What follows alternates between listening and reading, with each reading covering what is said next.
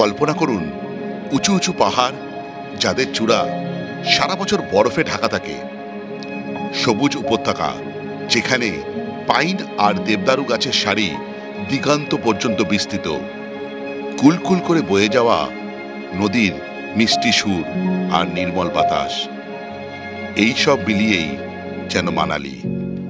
মানালির নামকরণ হয়েছে হিন্দু ঋষি মনুর নামে। মনে করা হয় এক বিশাল বন্যার পর মনু এখানেই মানবজাতির পুনর্গঠন করেছিলেন, তাই মানালি নামের অর্থ মনুর আবাস। কুল্লু উপত্যকাকে তো এমনিতেই দেবভূমি বলা হয়, আর সেই দেবভূমির এক উজ্জ্বল রত্ন হল এই মানালি। মানালি শুধু একটি স্থান নয়, এটি একটি অনুভূতি। যারা প্রকৃতির শান্ত ও স্নিগ্ধ রূপ ভালোবাসেন, যারা রোমাঞ্চের স্বাদ পেতে চান, আবার যারা একটু শান্তির খোঁজে পাহাড়ের কোলে আশ্রয় নিতে চান, সবার জন্যই মানালির দরজা খোলা। এই ছোট্ট পাহাড়ি শহরটি তার প্রাকৃতিক সৌন্দর্য, ঐতিহাসিক তাৎপর্য এবং অ্যাডভেঞ্চার করার সুযোগের জন্য সারা বিশ্বে পরিচিত। এখানকার প্রতিটি কোণায় লুকিয়ে আছে নতুন কিছু আবিষ্কার করার হাতছানি। আসুন আমরা সবাই মিলে মানালির সেই রূপকথার জগতে ডুব দিই এবং জানি কেন এই স্থানটি এত মনোরম এবং আকর্ষণীয়। Good morning from Kasol. আমরা সিমলা মানালি কাসোল যে ট্যুর করছি, সেই ট্যুরের আজকে পঞ্চম দিন। আমরা আজকে এই কাসোল থেকে চলে যাব মানালির উদ্দেশ্যে। দুর্দান্ত সময় কাটালাম এই কাসোলে। আমি ট্যুরটাকে এমনভাবে ভেঙে করেছি যাতে 2 দিন সিমলা, 1 দিন কাসোল আর 2 দিন মানালি, এরকমভাবেই করেছি। কিন্তু আমার মনে হচ্ছে এটা 6 রাত্রি 7 দিন করলে ভালো হতো। কাসোল 2 দিন, তাহলে আস্তে আস্তে কালকে এত দেরি হয়ে গেছে, খুব ভালো হতো যদি কাসোলে আরও একটা দিন থাকতে পারতাম। সারাদিন শুধু এখানে পাথরের উপরে বসে বসেই কেটে যেত। আর এদের এই খাওয়ার জায়গাটা এত সুন্দর, এই হোটেলের এইখানে বসে বসেই সারাদিন কেটে যাবে, আর কিচ্ছু লাগবে না। আর এটা হচ্ছে আমাদের কাসোলের প্রপার্টি। দেখা যাক মানালিতে কেমন প্রপার্টি হয়। আমরা বেরিয়ে যাব। ব্রেকফাস্ট করলাম, সকালবেলা গেছিলাম মণিকরণ সাহেব গুরুদ্বারাতে, দুর্দান্ত লাগলো। এবার মানালির অপেক্ষা। মানালিতে 2 দিন কাটাবো। মানালি আমাদের জন্য কী কী সারপ্রাইজ অপেক্ষা করে রেখেছে সেটাও দেখব এবং আপনাদের দেখাবো। কত বয়সের ডিফারেন্স তোমার সঙ্গে ওর? তোমার কত? 10 বছর ডিফারেন্স আছে। কাঁধ থেকে হাত নামা, ভাইচারা অন টপ। আচ্ছা রনি, এই জায়গাটা কেমন লাগলো? সুপার नया है, सुपर से भी ऊपर। সুপার সে ভি উপর। আরে সাবাস, কি ডায়লগ দিচ্ছে। দেখো যদি তুমি 2-1 কথা বলে দাও জায়গাটা। আমি শুধু অনুভব করেছি, কিছু বলার নেই, এটা শুধু দেখার আর অনুভব করা। কবি কবি ভাব, ছন্দের অভাব। আজকে আবার মজা করতে করতে যাবো। হ্যাঁ, পুরো ফাটিয়ে মজা হবে, ফাটিয়ে মজা করবো। আজকে প্রচার করতে করতে যাবো আমরা হিমাচল প্রদেশ পঞ্চায়েত নির্বাচনে। গোপুরে চিহ্নতে ভোট দিন, ঠিক আছে, স্যারকে জয়যুক্ত করুন। একদম। আমি যদি ভোটে জিতি, প্রথমে কি করবো বলো তো? এই পাশে, এই নদীর পাশ দিয়ে হোটেলগুলোকে সব ভেঙে দেবো। পুরো অত্যাচার হচ্ছে, পুরো বুঝতে পারছি, অত্যাচার, জাস্ট অত্যাচার হচ্ছে। এত সুন্দর জায়গা, আমি জানি না কদিন পর হারিয়ে যাবে মনে হচ্ছে। ঝাউ গাছ কেটে ফেলছে, পরপর পাহাড় ন্যাড়া করছে। এখন বাজে 10:45। আমরা বেরিয়ে পড়েছি কাসোল থেকে মানালির উদ্দেশ্যে। কাসোল থেকে মানালির দূরত্ব হচ্ছে 76 কিলোমিটার। সময় লাগবে, যেটা গুগল দেখাচ্ছে, 2 ঘন্টা। কিন্তু চাপের হচ্ছে এখান থেকে ভোন্টার পর্যন্ত যে 35 কিলোমিটার রাস্তা আছে, সেই রাস্তাটা খুব ন্যারো, মানে জ্যাম হয় প্রচণ্ড। তো সেই রাস্তাটা যদি যত তাড়াতাড়ি আমরা ক্রস করতে পারবো বা অতিক্রম করতে পারবো, তারপর মানালি পৌঁছানো আরও সহজতর হয়ে যাবে। আপনারা যদি শুধু কাসোল বেড়াতে আসেন, এখান থেকে একটা জায়গায় যাওয়া যায় তোষ, সেই জায়গাটাও যেতে পারেন এরকমই। আর এখান থেকে একটা ফেমাস ট্রেক হয়, যেটা ক্ষীরগঙ্গা ট্রেক। এখান থেকে প্রায় 11 কিলোমিটার পাহাড়ি পথ। কাসোলে একটা নেচার পার্কও আছে, পাইনের জঙ্গল। সেটা আপনি নির্দিষ্ট, এই যে নেচার পার্ক চলে গেল, দেখি দেখি, এই যে নেচার পার্ক, নির্দিষ্ট অর্থের বিনিময়ে আপনি এখানে প্রবেশ করতে পারেন, ভালো ভালো ফটো তুলতে পারেন। এটাই আর কি। আমরা যাইনি, আমরা এখন মানালি যাব। কেন মানালিতে একটা সুন্দর পার্ক আছে, সেটা হচ্ছে বনবিহার। সেখানে আমার যাওয়ার অভিজ্ঞতা আছে, বিয়াসের পাড়েই একদম, সেটা আমরা যাবো। আজকে weather fantastic, top class weather, একদম ব্লু স্কাই, এরকমই তো চাই। আর প্রতিদিনের মতন আজকে আমাদের সারথি হচ্ছে অমিত ভাইয়া। অমিত ভাইয়া হাই বল দিজিয়ে। হ্যাঁ, দারুণ ঘোরাচ্ছে অমিত ভাইয়া, মানুষও দারুণ, বাড়তি কথা বলেন না, যতটুকু কথা বলার ততটুকু বলেন, এবং যা কথা বলেন সবই ট্রাভেল ওরিয়েন্টেড, এবং খুব ভালো ভালো টিপসও দেন। সেই টিপসগুলো এই পাহাড়ি পথে যাওয়ার জন্য খুবই উপযোগী, এবং উনি কোনো দোকান থেকে কোনো জিনিস কেনার জন্য ইনসিস্ট করেন না বা কোনো কিছু প্রভোগও করেন না, এবং পেশেন্স বলার মতন। আমি তো প্রচণ্ড পরিমাণ ভিডিওগ্রাফি করছি, ধরুন ড্রোন শট দিচ্ছি, কোনো বিরক্তি নেই। আমি যে সিমলা কাসোল মানালি ট্রিপ বুক করেছি, যার মাধ্যমে সে হচ্ছে ট্যুর পিকার্সের বিশ্বজিতের মাধ্যমে। বিশ্বজিৎ আমার ভাইয়ের মতন, দারুণ অ্যারেঞ্জ করেছে। এখন পর্যন্ত যে দুটো হোটেলে ছিলাম দারুণ, বিশেষ করে কাসোলের হোটেলটা, আমার সঙ্গে যারা ঘুরতেছে তারা খুবই মুগ্ধ এই হোটেলে পরিষেবা পেয়ে।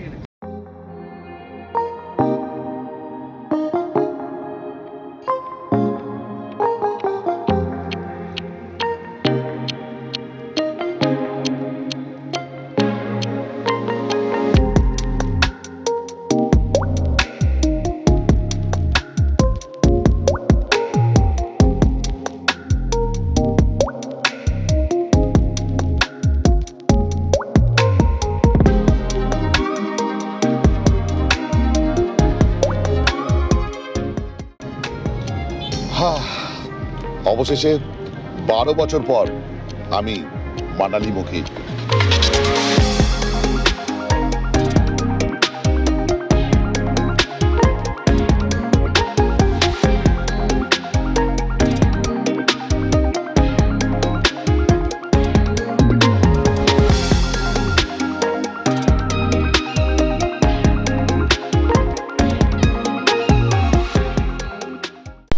সাড়ে 11টা বাজে, আমরা পৌঁছে গেছি কুল্লুতে। আমরা কুল্লুতে এসে যেটা প্রথমে দেখব, মানালি যাওয়ার পথে বৈষ্ণোদেবী টেম্পল। কুল্লুর যে বৈষ্ণোদেবী মন্দির আছে সেখানে দর্শন করে এলাম। মন্দিরের ভেতরে প্রথম ফ্লোরে প্রসাদ নেওয়ার জায়গা আছে, সেকেন্ড ফ্লোরে শপ আছে, আর থার্ড ফ্লোরে হচ্ছে দেবীর মন্দির আছে, আর তারপরের ওপরে আরও একটা ফ্লোর আছে, সেক্ষেত্রে মহাদেবের মূর্তি আছে, শনিদেবের মূর্তি আছে, সরস্বতী দেবীর মূর্তি আছে, লক্ষ্মী দেবীর মূর্তি আছে, তো আছে। যেটা বলার সেটা হচ্ছে মেন মন্দির যেটা আছে সেখানে প্রবেশ করার জন্য বেশ নিচু এবং গুহা টাইপের করা আছে, প্রায় 9 থেকে 10 ফুট আপনাকে এরকম নিচু হয়ে যেতে হবে, হামাগুড়ির মতন পয়সারে। ফলে যাদের হাঁটু বা কোমরের সমস্যা আছে তাদের পক্ষে একটু অসুবিধাই হবে, যদি ভিড় থাকে আরও অসুবিধা হবে। আর তারপরেও এই 4টে বা 5টা ফ্লোর উপরে ওঠাটাও তাদের পক্ষে একটু চ্যালেঞ্জিং হবে। এবার আপনাদের ব্যক্তিগত ব্যাপার, আপনারা আসবেন কিনা। তবে মায়ের দর্শন করে বেশ ভালো লাগলো, মন্দিরের গর্ভগৃহটা বেশ সুন্দর, এবং আরও কাজ হচ্ছে। তো আপনি যখন মানালি যাবেন কুল্লু হয়ে, তখন এই মন্দির দর্শন করতেই পারেন। আর একটা জিনিস না বললে নয়, এই মন্দির একদম টপ ফ্লোর থেকে এই কুল্লু ভ্যালির সাথে এই বিয়াসের সঙ্গে ওপর থেকে একটা টপ ক্লাস ভিউ পাওয়া যায়, যেটা আমি ভিডিওগ্রাফি না করে পারলাম না। বাদবাকি ভিডিওগ্রাফি কিন্তু প্রহিবিটেড। আমাদের অনেক গেছে, দেবজ্যোতি এসে গেছে, এবার আমরা বেরিয়ে যাব মানালির দিকে। কাসোলে আপনাদের বলেছিলাম কত ডিগ্রি সেন্টিগ্রেড সেটা আমি ভুলে গেছি, ওই 8-9 ডিগ্রি সেন্টিগ্রেডের কাছাকাছি হবে। এখন কুল্লু দিয়ে যাচ্ছি, এখন দেখাচ্ছে 26 ডিগ্রি সেন্টিগ্রেড। এই সোয়েট শার্টটা পরে আবার কালকের মতন গরম লাগছে, জাস্ট আমি ঘরমাক্ত। তোদের?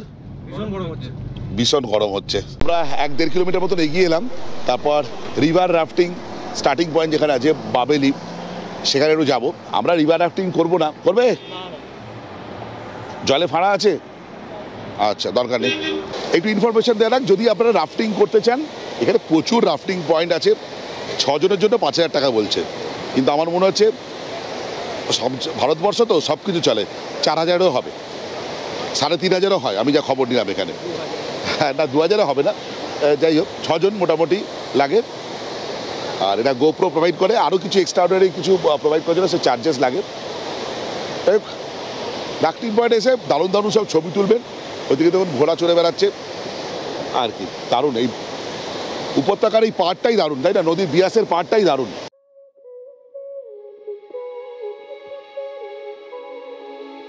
সবুজ নদীর ধারে যেখানে ঢেউগুলো কলকল করে ছুটে চলেছে, সেখানে রোমাঞ্চের হাতছানি। দূরে দেখা যাচ্ছে রাফটিংয়ের সেই বিশেষ স্থানটি। কল্পনায় ভেসে আসে রবারের ভেলায় চেপে তীব্র স্রোতের সাথে লড়াই করার দৃশ্য।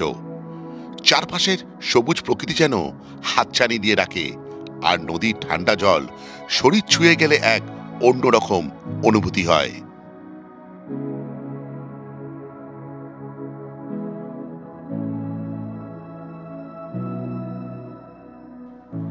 যারা সাহসিক এবং জলের সাথে বন্ধুত্ব পাতাতে চান তাদের জন্য এই সবুজ নদীর ধারে রাফটিং এক অসাধারণ অভিজ্ঞতা হতে পারে।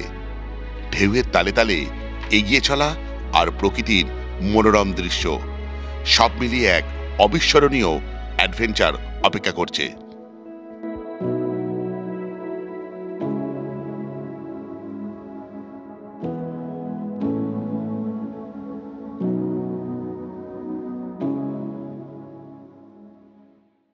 চারদিকে শুধু আপেল গাছ আর আপেল গাছ। কুল্লু থেকে মানালির দিকে যতই এগিয়ে চলেছি ততই দ্রুত ল্যান্ডস্কেপ পরিবর্তন হয়ে যাচ্ছে।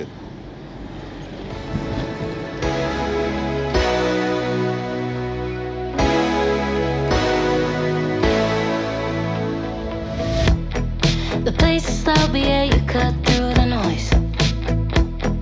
I wish I knew what you were thinking of. One last drink before it's time to go home. I had my chance, but I screwed it up once more. It's been years and it still kills me. Your dynamite's so fucking pretty. Hold on, darling, don't let me down. 2:45 বাজে। অবশেষে আমাদের মানালি হোটেলে আমরা হাজির। আর হোটেলটা হচ্ছে এরকম বড় ম্যাসিভ হোটেল। মল রোড কাছেই বলছে এই 150 থেকে 200 মিটার। একবার আমরা মলে যাই, তারপর এক্স্যাক্ট লোকেশন আপনাদের বলতে পারবো। আমরা তো আমাদের মানালি হোটেলে এসে গেছি। এটা সবচেয়ে ভালো লাগছে, মানালিতে এসে লিফটের দেখা পেয়েছি। আমি এই সেকেন্ডবার মানালিতে আসছি, এখানে লিফটও আছে, বেশ ভালো। আবার বলছি আমাদের হোটেলের নাম হচ্ছে সাবা মানালি। যাই হোক, আমরা রুমে যাই। রুমে গিয়ে তারপর আমরা একটুখানি বসেই আমি চলে যাব হচ্ছে আমরা লাঞ্চ করতে। খুব জোর খিদে পেয়েছে। সাবা মানালিতে আমাদের যে রুমটা দিয়েছে জাস্ট একবার দেখাই, পছন্দ হবেই হবে। একটা কিং সাইজ বেড আছে, দুদিকে চার্জিং পোর্ট আছে, ওদিকে ইন্টারকম আছে, এদিকে বড় একটা উইন্ডো আছে, আর ওপরে ফল সিলিং করা আছে উডেন। আমি 401 আছি, একদম টপ ফ্লোরে। এখানে একটা মিরর আছে, টিভি আছে, পাখার ব্যবস্থা মানালিতেও আছে। যাই হোক, রুমটা দেখে তো পছন্দ হচ্ছেই।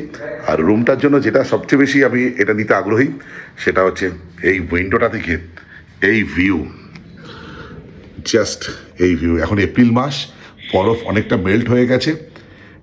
যাই হোক, যদি আপনারা মার্চ মাসের দিকে আসেন না, বরফ পুরো ভর্তি থাকে এখানে। ফেব্রুয়ারিতেও থাকবেই থাকবে, কদিন পরে এটাও থাকবে না, ওই উপরের বরফটাও থাকবে না। প্রচণ্ড গরম, প্রায় 19-20 ডিগ্রি সেন্টিগ্রেড দেখাচ্ছে। এটাও গরম লাগছে। ওয়াশরুমটা একবার দেখাই আপনাদের। খুব পছন্দ হয়েছে আমার এই রুমটা, সাবা মানালি। এটা হচ্ছে basin, counter basin, soap dispenser, shampoo dispenser, সব কিছু আছে। এক্সস্ট আছে, সবচেয়ে বড় কথা। ওপরে দেখুন বাথরুমের ভেতরে ফল সিলিং করা আছে, ওয়েস্টার্ন কোমোড দেওয়া আছে, আর বেশ বড় বাথরুমটা, শাওয়ার তো আছে। এই রুমটা বা এই পুরো ট্যুর আমি বুক করছি ট্যুর পিকার্সের মাধ্যমে বিশ্বজিতের কাছে। বিশ্বজিৎ আমার ছোট ভাইয়ের মতন, দুর্দান্ত পরিষেবা দিচ্ছে। এবং সবচেয়ে ভালো লাগছে যেটা, এই পুরো ট্যুরে এক একজন করে ডেডিকেটেড ফোন ম্যানেজার আছে। যদি কোনো অসুবিধা হয় সেই নাম্বারে ফোন করতে হয়, তারা বাদবাকি কোনো সমস্যা হলে বাদবাকিরা দেখে নেয়। এত বড় ট্যুর তো, এত বড় জায়গা, হতেই পারে সমস্যা। সেক্ষেত্রে ওই ডেডিকেটেড ফোন নাম্বারে আপনাকে ফোন করতে হবে, তারা প্রবলেম সলভ করে দেবে। দুর্দান্ত পরিষেবা। আমি আবারও বলছি, যদি আপনারা ট্যুর পিকার্সের সঙ্গে কোনো জায়গায় ঘুরতে যেতে চান, তাহলে তাদেরকে নির্দ্বিধায় ফোন করতে পারেন। তাদের নাম্বার আমি ডিসক্রিপশানে বা স্ক্রিনে দিয়ে দেবো। রুমে কিন্তু কোনো কি নেই, এরকম রুমে আমি কোনোদিন থাকিনি, যেখানে কার্ড সিস্টেম ব্যাপক। আর শু র্যাক আছে, আর এদিকে হচ্ছে লাগেজ রাখার মতন র্যাক করা আছে। তবুও আমরা লাগেজ ওখানে রাখিনি। কোথায় রেখেছিস লাগেজ? যা স্বভাব, কি করবো, এত ভালো রুমে কোনোদিন থাকিনি, তাই না? জানিও না। রুমটা কেমন লাগছে বল? স্যার ভালো স্যার, ভিউ আছে ভালো। এই জানলাটা খোলাও যায়, এরকম ভিউ।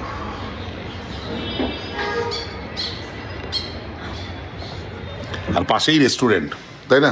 একদম। যাই হোক, আমরা একটু ফ্রেশ হইনি, তারপর যাবো লাঞ্চ করতে। লাঞ্চ কিন্তু আমাদের প্যাকেজের মধ্যে নেই। লাঞ্চ করতে যাবো মল রোডের দিকে, দেখা কোথায় করা যায়। চেক ইন করার পর প্রায় 2:30টার দিকে আমরা যাচ্ছি লাঞ্চ করতে। কি খাবে? বাঙালি খাবার, বাঙালি খাবার, ডাল ভাত আলু পোস্ত বাটা মাছের ঝাল। কি খাবে সবর্ণ? বাংলা। বাংলা এটা সেরা দিয়েছে, চাতা বলছে। খুব খিদে পেয়ে গেছে, অনেকদিন ভালো করে বাঙালি খাবার খাওয়া হয় না। সেই শনিবার দিনকে খেয়ে বেরিয়েছিলাম বাড়ি থেকে। আচ্ছা, এইদিকে ম্যাল রোড, প্রচুর স্ট্রিট ফুডের অপশন বেড়ে গেছে। যেতে যেতে যা চোখে পড়ছে সেটাই আপনাদের দেখাচ্ছি। প্রচুর প্রচুর। আমি এর আগে যখন এসেছিলাম তখন কুল্লু থেকে শপিং করেছিলাম কিছু কিছু ক্ষেত্রে, তারপর মানালি থেকেও করেছিলাম। কুল্লু থেকে শপিং করাটা আমার মনে ছিল ঠকা, তারপর মানালি থেকে অনেক দাম দর করে অনেক কম পয়সায় সোয়েটার চাদর ইত্যাদি কিনেছিলাম। এবারও তাই করবো, এরা সব কেনাকাটা করবে। আমি তো এমনি ঘুরতে গেলে খুব একটা কেনাকাটা করি না, তবু করবো। এবার দেখা যাক কী কেনা যায়। অবশেষে ফেমাস মানালি মলে আমরা আশাপুরি ভোজনালয়ে এসেছি। এখানে আমরা অর্ডার করেছি হচ্ছে কী করলাম, কাতলা মাছ থালি 220 টাকা করে, স্পেশালি এই দেবজ্যোতির জন্য। বলে মাছ খেতে ইচ্ছে করছে, বাটা মাছ খুঁজছিল, বাটা মাছ পাইনি। যাই হোক, আর যেহেতু সৌপর্ণ মাছের কাঁটা বাঁচতে পারে না, তাই জন্য ডিম থালি 170 টাকা আর 220 টাকা। আমাদের থালি এসে গেছে। মাছের মাথা দিয়ে এই যে বাঁধাকপি দিয়েছে, আলু পোস্ত দিয়েছে, সরি ভাত দিয়েছে, মুসুরির ডাল, বেগুন ভাজা, আলু ভাজা, পেঁয়াজ, লঙ্কা, লেবু। তা শুরু করে দিই। আমি আগে আলু পোস্ত আলুটা খাবো, আর কাঁচা তেলের গন্ধ আসছে। আর আমি ডাল খাওয়ার আগে একবার ডাল চুমুক দিয়ে খাই মোটামুটি ডালটা। আচ্ছা, এই হচ্ছে কাতলা মাছের পিস। এই পিসটা একদম খাসা দিয়েছে, পেঁয়াজ দিয়ে করেছে ঝোলটা। ঝোলটা পাতলা করেছে, খুব রিচ করেনি, ঠিকঠাক। এই আশাপুরি ভোজনালয়ে খাওয়া দাওয়া করলাম। ওনার ফোন নাম্বার হচ্ছে এটা কোনো পেড প্রমোশন না, জাস্ট এটা ইনফরমেশান। তাদের খাওয়া দাওয়া আমার মোটের উপরে ভালোই লাগলো। হাইফাই কিছু না, দাম অনুযায়ী ঠিকঠাক। বিশেষ করে আমার মাছটা তো দারুণ লেগেছে। কাতলা মাছটা ফ্রেশ বলবো না, কিন্তু মাছটা ভালোই লেগেছে। আর অন্যান্য রান্না ঠিক আছে। ডালটাই একটু নুন কম ছিল, যদিও আমি নুন কম খাই বলে আমার কোনো অসুবিধা হয়নি, কিন্তু অন্যদের একটু হয়তো অসুবিধা হতে পারে, নুন দিয়ে খেতে হবে। আর বাঁধাকপিটা বেশ ভালো করেছিল, মাছের মাথা দিয়ে বেশ ভালো লেগেছিলো। আর সব ঠিকঠাক। মানালি মার্কেট থেকে বাচ্চা কাচ্চারা কী কিনলে? এই বাড়ির লোকেদের জন্য জিনিসপত্র। সস্তা লাগলো? মোটামুটি সস্তা লাগলো। হ্যাঁ, একটা কি দার্জিলিং থেকে সস্তা। এটা সস্তাই, 250 টাকা স্টল পাচ্ছ সস্তায়। একদম। আসলে এটা বাচ্চা তো জানে না। সবচেয়ে বড় কথা, এই দামেও ওখানে পাবেও না, আর এই কালেকশনও পাবে না। কালারের কালেকশন অনেক, প্রচুর। হ্যাঁ, চলো, এই হচ্ছে ব্যাপার। আমাকেই দাম দর করতে হলো। একটু হোটেলে ফিরে যাচ্ছি, একটু রেস্ট নিয়ে তারপর বিকেলবেলা আবার একটু কিছু জায়গা ঘুরতে বেরোবো মানালি। লাঞ্চ করার পর সোজা চলে এসেছিলাম হোটেলে। হোটেলে কিছুটা পাওয়ার ন্যাপ নেওয়ার পর বেরিয়ে পড়লাম কিছু লোকাল সাইট সিন করতে। বেশি দেখবো না, হয়তো 1-2টো পয়েন্ট যেটা ফেমাস মানালির, সেখানেই যাচ্ছি। হিড়িম্বা দেবী টেম্পেলে। হিড়িম্বা দেবী টেম্পেল আমাদের হোটেল থেকে 5 মিনিট দূরে অবস্থিত গাড়িতে। এখানটা এসে ঠান্ডা লাগছে, তার কারণটা হচ্ছে এখানে প্রচণ্ড ছায়া এবং বড় বড় পাইনের জঙ্গল। অনেক পাইন গাছ, ছাওয়া, রোদ্দুর সেরকম আসে না, তাই জন্য এখানে ঠান্ডা। আর বেলাও গড়িয়ে এসেছে। ঠান্ডা না এখানটা?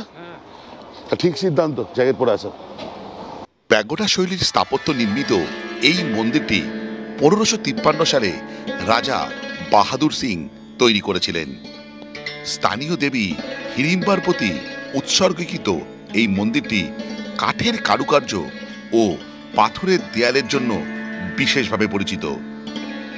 মন্দিরের চূড়াটি ত্রিকোণাকার এবং এর ওপরে রয়েছে একটি ধাতব ছত্র। হিড়িম্বা দেবী ছিলেন ভীমের স্ত্রী এবং ঘটোৎকচের মাতা। মহাভারতের এই চরিত্রটিকে স্থানীয়রা আজও গভীর শ্রদ্ধার চোখে দেখেন। প্রতি বছর জ্যৈষ্ঠ মাসে এখানে বিশাল মেলা বসে, যা স্থানীয়দের কাছে বাহাদুরপুর মেলা নামে পরিচিত। এই মেলার দেবীর রথযাত্রা হয় এবং নানা ধরনের সাংস্কৃতিক অনুষ্ঠান পালিত হয়। ঘড়িতে বাজে 6টা 13। হিরিমা দেবী টেম্পল থেকে সোজা আমরা মানালি মেলে। আজকাল কোথাও ঘুরতে যাব না, মেলেই সময় অতিবাহিত করব আর জমজমাট মেলের ভাইবস নেওয়ার চেষ্টা করব। কি বলো, একদম মেলে কেমন লাগছে? ভালো লাগছে। সিমলার মেলের থেকে মনে হচ্ছে কেন বেশি ভিড়। বেশি ভিড় কেন? ছোট বলে। সিমলার মেলটা বেশি বড় আর ছড়ানো, তাই না? আর সিমলার মেলের একটা সুবিধা ছিল, ওর ম্যাল রোডের মধ্যে দিয়ে একবার অফিসিয়াল গাড়ি ছাড়া অন্য কোনো গাড়ি ছাড়ে না, এর পাশ দিয়েও গাড়ি চলছে, ঠিক আছে? আর সিমলার মেল বেশি পরিষ্কার পরিচ্ছন্ন। তারপর থেকে সিমলার মেলে হয়তো দোকানের সেকশনগুলো আলাদা আর ঘোরার জায়গাটা আলাদা একদম। আর এটা পুরো মার্কেট এরিয়ার মধ্যে হচ্ছে মেল। এই মেলটার সঙ্গে আমি মিল পাচ্ছি হচ্ছে এমজি মার্গের, মানে আমাদের যে গ্যাংটকের এমজি মার্গ আছে তার সঙ্গে অনেকটা মিল পাচ্ছে, অনেকটা। কিন্তু আমি বলবো এমজি মার্গ, আমি দাঁড়াচ্ছি একটু, আমরা এমজি মার্গ অনেক পরিষ্কার পরিচ্ছন্ন, এটা অনেক আমার অপরিষ্কার লাগছে মানালি মেল, ঠিক আছে? কিন্তু মানালি মেলের আরেকটা জায়গায় অ্যাডভান্টেজ, এই যে দেবদারু পাইনের জঙ্গলটা এদিকে, এটা একটা অন্য ভাইবস দেয়, কিন্তু পরিষ্কার পরিচ্ছন্নতার দিক দিয়ে এমজি মার্গের থেকে অনেক পিছিয়ে। ইভেন আমাদের দার্জিলিং মেলও এর থেকে পরিষ্কার। কিন্তু সিমলার মেল থেকে এটা আবার একটা ভালো জিনিস আছে, মানালি মেলে বসার জায়গা প্রচুর, সিমলার মেলে কিন্তু বসার জায়গা অনেক কম। যাই হোক, প্রত্যেকটা মেলই অনন্য। আপনারা এসে নিজের মতন করে এনজয় করুন, কারো অসুবিধা না করে, আমরাও কারোর অসুবিধা না করে গল্প করতে থাকি। তারপর কিছু কেনাকাটা করবো। সন্ধ্যেবেলা মেল মার্কেট থেকে আড্ডা মেরে একটু গোলাপ জামুন খেয়ে দেখছি, ভালো খেতে। তুমি খাও, তোমার সম্পূর্ণ খা। খুব গরম কিন্তু। শুনেছি জিলেবি রাবড়ি দিয়ে খাওয়া, আমি কোনোদিন খাইনি। মানালিতে আজকে সন্ধ্যেবেলা এটাও ট্রাই করছি। 4 পিস জিলিপি রাবড়ি 140 টাকা, এক্সপেন্সিভ, কিন্তু এটা ট্রাই করব। জিলিপির স্বাদটাই মেন আসছে, রাবড়ির স্বাদ পেলাম না।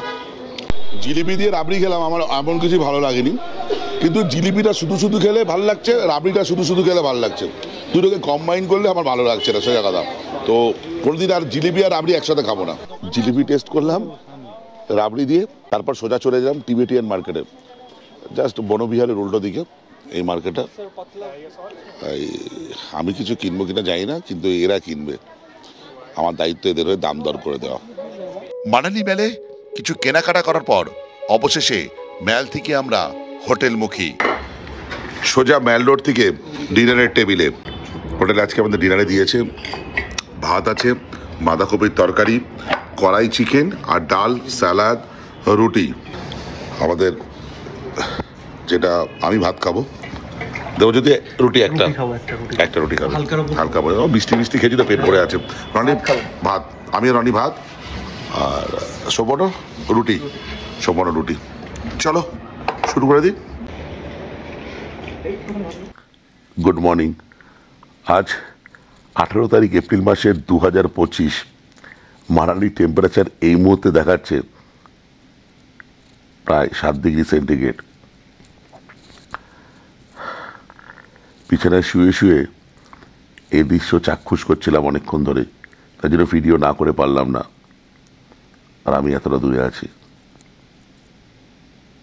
এখনো শুয়ে রয়েছি, আর আমার বেডরুম থেকে এরকম দৃশ্য দেখা যাচ্ছে। স্নো অনেকটা মেল্টিং হয়ে গেছে, তাও যেটুকু লাগছে দারুণ লাগছে। আজকে আমাদের যাওয়ার কথা শিশু থেকে আরও এগিয়ে যাব যতটা পারবো। সকালবেলা দুর্দান্ত একটা ফুটেজ তুলেছিলাম, তারপর সোজা ব্রেকফাস্ট টেবিলে। আর কিছু ভিডিও করতে ভালো লাগছিল না। ব্রেকফাস্টে পুরি দিয়েছে, ব্রেড আর বাটার টোস্ট দিয়েছে, এত পুরির তরকারি, এটা পাস্তা, চা, ঠিকঠাক। আমরা মিলেমিশে সব কিছু খাবো, তাই তো, কম বেশি করে। 10 মিলে 20 কাজ হারি। আচ্ছা, হারবো না, হারতে পারে, কিন্তু ঘরে থেকে তাড়াতাড়ি খেতে হবে, বরফ গলে যাচ্ছে তো। কি করবো, বরফ গলে যাচ্ছে, আইসক্রিমের মতন বরফ গলে যাচ্ছে। হ্যাঁ, যাই হোক, আমরা ব্রেকফাস্ট করিনি। পাস্তা, অনেকদিন পাস্তা খাচ্ছি, কিন্তু বুম খেতে খুব ভালোবাসে পাস্তা।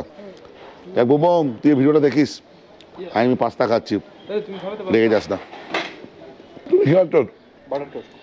ঠিকঠাক। ঘড়িতে এখন 9টা, আর আমরা বেরিয়ে চলেছি শিশুর উদ্দেশ্যে। শিশু আর কাকসার দুটো জায়গায় যাব। শিশুতে শুনছি বরফ নেই, কিন্তু ওখানেও যাব, খুব সুন্দর জায়গা শুনেছি, আমার কোনোদিন যাওয়া হয়নি। কাকসারে তো যাবো, ওখানে আইস প্রচুর আছে, এখন মানালি বাইরে কাছাকাছি আছি। ব্রেকফাস্ট করলাম, ব্রেকফাস্টটা বেশ ভালো ছিল সকালবেলা। কালকে রাত্রিরে খাওয়া দাওয়াটা মোটামুটি ছিল, কিন্তু সকালবেলা ব্রেকফাস্টটা বিশেষ করে পাস্তাটা তো আমার খুব ভালো লেগেছে। আর ব্রেড টোস্টের মধ্যে চাটাও ভালো করেছে। আর এটা কেমন লুচি পুরিটা কেমন করেছে রনি? তুই তো খেয়েছিস। ভালো করেছে স্যার, তরকারিটা ভালো করেছে। তরকারিটা ভালো করেছে। মানে কেউ একটা জিনিস খায়নি, সবাই কম বেশি সবাই মিলেমিশে খেয়েছি, তাই তো? ঠিকঠাক। শরীর সবার চাঙ্গা? আচ্ছা, আজকে প্রথমে আমরা যাব ঐতিহাসিক অটল টানেল হয়ে শিশুর দিকে যাব। এখন আমরা আছি মানালিতে। মানালি হচ্ছে কুল্লু ডিস্ট্রিক্টের মধ্যে পড়ে। অটল টানেল দিয়ে আমরা ওইদিকে পৌঁছে যাব লাহুল ডিস্ট্রিক্টে।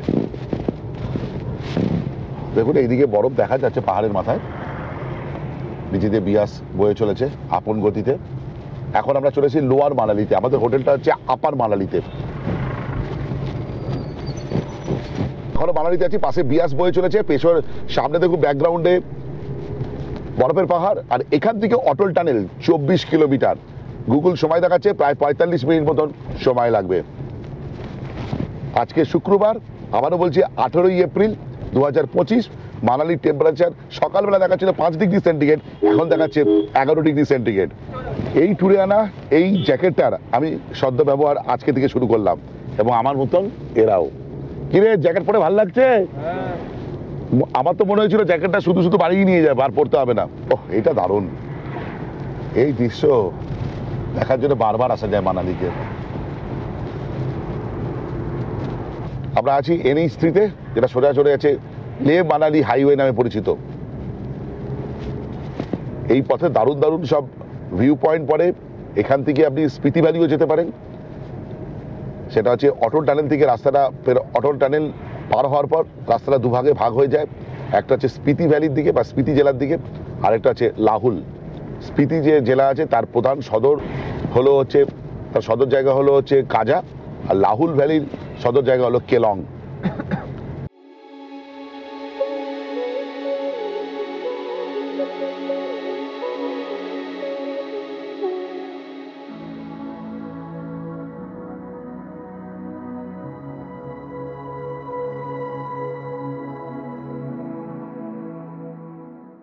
এই কদিনের মতন আমাদের যে সারথি ছিল সেটা হচ্ছে অমিত ভাইয়া ছিল। আজকে আমাদের সারথি হচ্ছে প্রতাপ ভাইয়া। হ্যাঁ প্রতাপ ভাইয়া, দেখুন দেখাচ্ছে রোতাংলা 48 কিলোমিটার আর অটল টানেল 21 কিলোমিটার। আমি বিভিন্ন পাশে গেছি, টানেলে দিয়ে গেছি, কিন্তু অটল টানেলে যাওয়ার অভিজ্ঞতা এখনো পর্যন্ত হয়নি। এটা বলতে পারেন এই মুহূর্তটা আমার কাছে ঐতিহাসিক মুহূর্ত, আমার কাছে এবং আমার সঙ্গে আরো 3 জনেরও, তাই তো? আকাশ দুর্দান্ত ক্লিয়ার, ক্রিস্টাল ক্লিয়ার। আচ্ছা একটু আমি একটু বলে দিই, আমরা যে হোটেলে আছি সেই হোটেল সম্বন্ধে একটু বলে দিই। হোটেলে ওয়াইফাই ঠিকঠাক, এয়ারটেল বা জিওর কানেকশন দুর্দান্ত, ফ্যান্টাস্টিক, টপ ক্লাস। হোটেল খুব ভালো, রুম খুব ভালো, খাওয়া দাওয়া ঠিকঠাক। কিন্তু আমরা যে 3টে হোটেলে রয়েছি সবচেয়ে ভালো খাওয়া দাওয়া পেয়েছি কাসোলে, তারপর সিমলা, তারপর মানালিতে। কি তোদের একমত? সবচেয়ে ভালো কাসোলে। 2023-এর বিয়াসের ক্ষতচিহ্ন কিভাবে এখনো বর্তমান দেখে নিন শুধু অটল টানেল যাওয়ার পথে। আমরা তিস্তার ক্ষতচিহ্ন দেখে দেখে অভ্যস্ত হয়ে গেছি, বিয়াস কি করতে পারে একবার জাস্ট দেখাই আপনাদের। যেতে যেতে কিছু তথ্যপূর্ণ কথা বলে নেওয়া যাক। সেটা হচ্ছে এই যে বরফ পাওয়ার ব্যাপারটা বেশ মজাদার। কিন্তু এবছর মানে 2025 সালে মানালিতে বরফ কিন্তু বেশ দেরিতে পড়েছে। আবার বরফ কিন্তু তাড়াতাড়ি পড়া বন্ধও হয়ে গেছে, বরফ মেল্টিংও হয়েছে খুব তাড়াতাড়ি। আজকে এপ্রিল মাসের 18 তারিখ, তাও দেখুন বরফ কিন্তু সেরকম নেই। পাহাড়ের চূড়োয় বরফ আস্তে আস্তে মেল্ট হতে শুরু করেছে।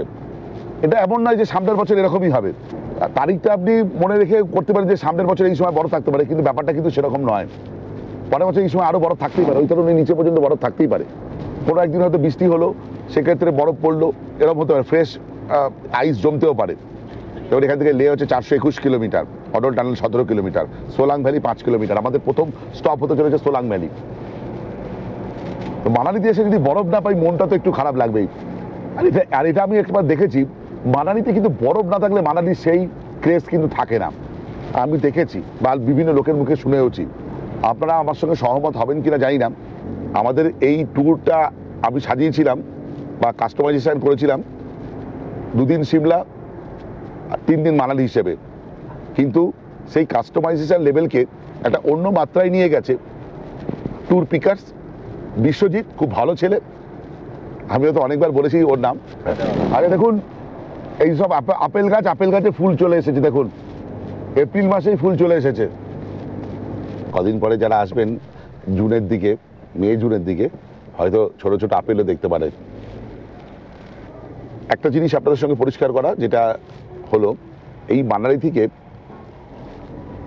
কোকসার বলুন, শিশু বলুন, অটল টানেল পেরিয়ে যে জায়গাগুলো আপনাকে দেখতে যাবেন সেগুলো কিন্তু এক্সট্রা চার্জেবল, এবং সেটা চার্জ বিভিন্ন সময় বিভিন্ন বাড়া কমা করে। তো এটা কত সেটা আপনারা একবার বিশ্বজিৎকে ফোন করে নেবেন বা ট্যুর পিকার্সকে ফোন করে নেবেন।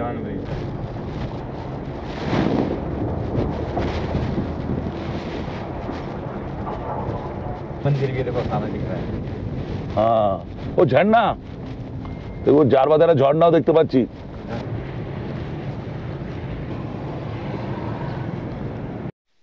ঘড়িতে এখন 9:30, আমরা সোলাং ভ্যালিতে পৌঁছে গেছি। দেখুন সোলাং ভ্যালিতে আপনি বিভিন্ন অ্যাক্টিভিটি করতে পারেন, রোপওয়ে চড়তে পারেন, এইসব এটিভি বাইক আছে এগুলো চড়তে পারেন। এগুলো তখনই ভালো কাজে লাগে যখন এখানে পুরোপুরি বরফে আচ্ছন্ন হয়ে থাকে।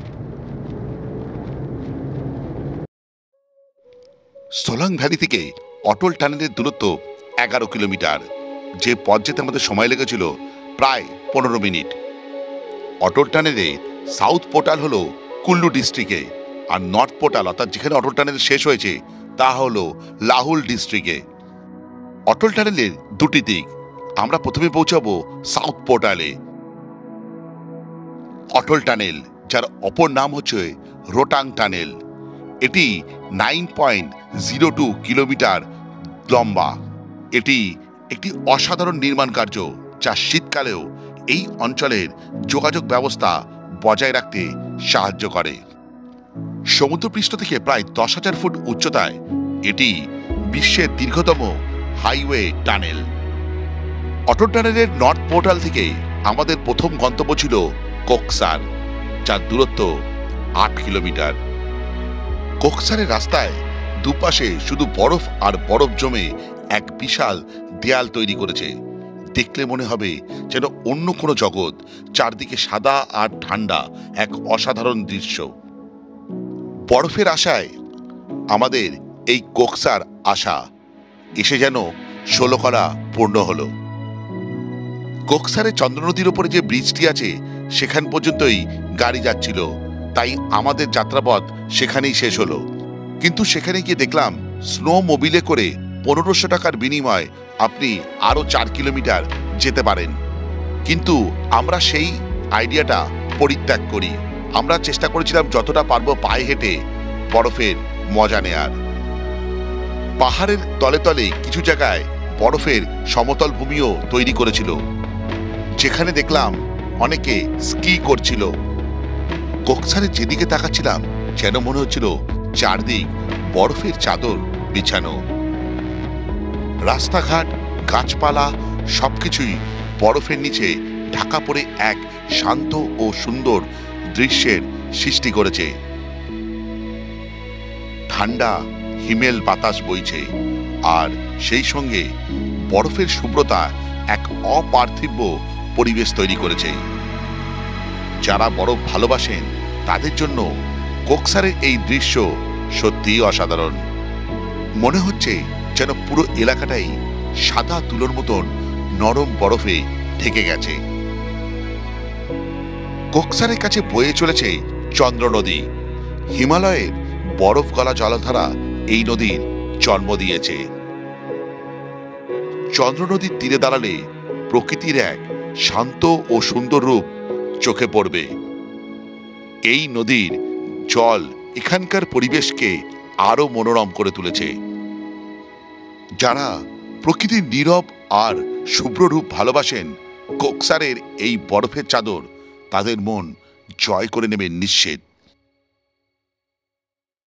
চারদিকে বরফ পেয়ে নিজেদের আর ঠিক রাখতে পারলাম না, চলল আমাদের মাঝে খুনসুটি।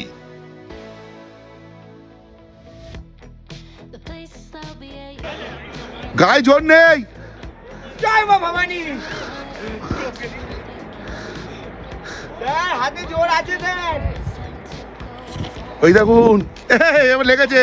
আর আমার ঘুরতে যাওয়া যে শুধু ঘুরতে যাওয়া হয় না, কাজ থেকে যায়, তারও নিদর্শন রইল এই ব্লগে, যেখানে আমি সদা ব্যস্ত থাকলাম আমার চিড়িয়ার দ্বারা বিভিন্ন শট নিতে,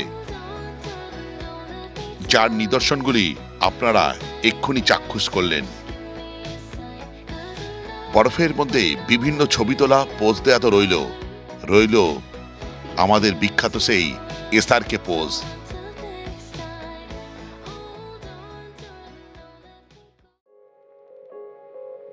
হিমাচল প্রদেশের লাহোল ভ্যালিতে চন্দ্র নদীর তীরে অবস্থিত শিশু একটি শান্ত ও মনোরম গ্রাম। চারপাশে উঁচু পাহাড় আর সবুজ গাছপালা এই জায়গাকে এক অসাধারণ সৌন্দর্য দিয়েছে। শিশু মূলত একটি ছোট জনপদ হলেও এর প্রাকৃতিক শোভা অনেক পর্যটকের কাছে খুবই প্রিয়। এখানে এলে আপনি প্রথমে যেটা প্রত্যক্ষ করবেন তা হলো শিশু জলপ্রপাত, যা পাহাড় থেকে দুধের মতন সাদা জলধারা নিচে পড়ছে। এছাড়া যেটি আপনাকে মুগ্ধ করবে তা হলো শিশু লেক, যেখানে মেঘ এবং পাহাড়ের প্রতিচ্ছবি আপনি দেখতে পাবেন। যারা একটু শান্ত ও প্রকৃতির কাছাকাছি সময় কাটাতে চান তাদের জন্য শিশু একটি আদর্শ স্থান। এখানকার স্নিগ্ধ বাতাস আর প্রকৃতির মনোমুগ্ধকর দৃশ্য মনকে শান্তি এনে দেয়। শিশুতে এসে আমার একটা ধারণা তৈরি হয়েছে, তা হলো এটি দুটি ভিন্ন ঋতুতে দুটি ভিন্ন দৃশ্যপট ধারণ করে। যেমন শীতের পরে পরে গেলে এখানে যে গাছগুলি আছে তাতে পাতা প্রায় থাকে না, সেটাও যেমন এক আলাদা দৃশ্যপট ধারণ করে, সেরকমই বর্ষার পরে অর্থাৎ অক্টোবর নভেম্বর মাসে গেলে আপনি শিশুর এক অন্য রূপ দেখতে পাবেন। শিশুতে এলে আপনারা বিভিন্ন অ্যাডভেঞ্চার অ্যাক্টিভিটি করতে পারেন, যার মধ্যে হলো এখানকার জিপ লাইন, যেটি হিমাচল প্রদেশের মধ্যে সবচেয়ে দীর্ঘ জিপ লাইন। শিশুতে পৌঁছে আপনি প্রচুর খাবারের স্টল পেয়ে যাবেন। আমরাও সেদিনের দুপুরের স্বল্প আহার সেরে নিয়েছিলাম এইরকমই একটি স্টল থেকে। যাই হোক, ভিডিওটা এই পর্যন্ত। যদি ভালো লেগে থাকে লাইক, শেয়ার অ্যান্ড সাবস্ক্রাইব। আপনাদের একটা সাবস্ক্রিপশন আমার ইন্সপিরেশন। এই বলে ব্লগটা শেষ করলাম। বাই।